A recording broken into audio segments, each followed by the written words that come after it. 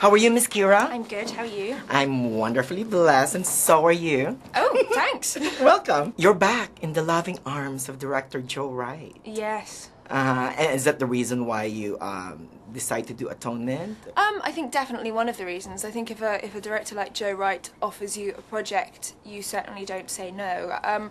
He first sent me the script, I don't know, a couple of years ago, a year ago maybe, and I loved it, and it made me cry. It actually made me sob, and I think that anything that sort of provokes that emotional reaction is definitely worth doing. And then you take the fact that I believe Joe Wright is a fabulous filmmaker, so working with him on any project is always going to be very exciting. Yeah, I mean, I didn't know the book at all, and a lot of friends, when I told them that I'd been offered a part in Atonement, a lot of friends who'd read the book and loved the book said no, that they can't make a film out of that, it's completely impossible.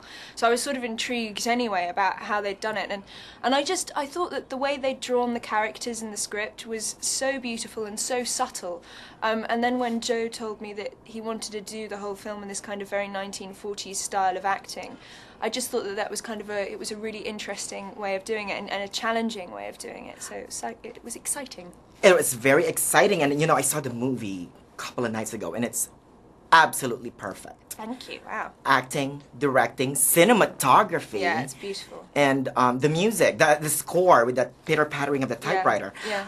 Along that, the script also evoked that 1930s dialogue. Yeah, very much so. I mean, I think in this film it's kind of all about what isn't said as opposed to what is. I think in modern day films we're used to seeing these characters that can just talk about their feelings and say exactly what's going on and all the rest of it.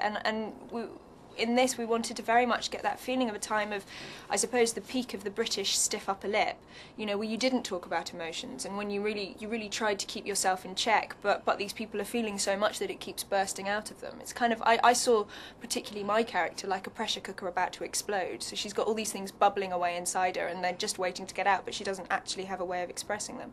So Right. I thought the whole thing was fascinating. Your character, Cecilia, she's not really likable in the beginning. No.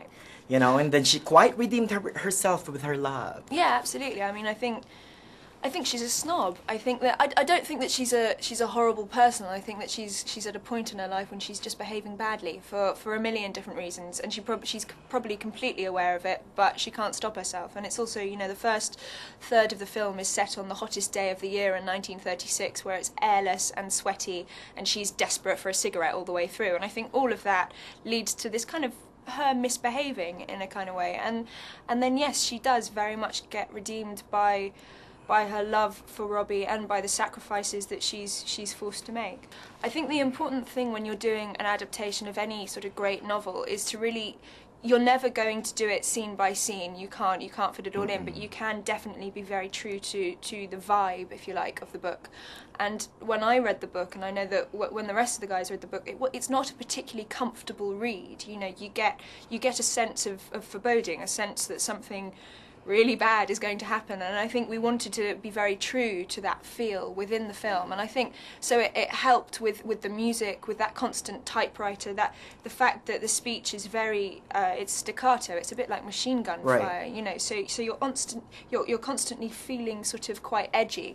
I think that helps in the whole feel of the film. The whole feel of the film. Now, Saoirse, It's what amazing. an amazing actress. Yes. I will end my interview with you by quoting her and saying, hopefully I'll be like Keira when I'm her age, choosing very intelligent roles. Oh wow, well that's very nice, but I'm sure she'll be 10 times better. I think Saoirse, she was 12 when she did this film, she's 13 now. She's certainly got a very strong head on her shoulders and an incredible talent. Oh. It's very exciting. Thank you so much. Thank you.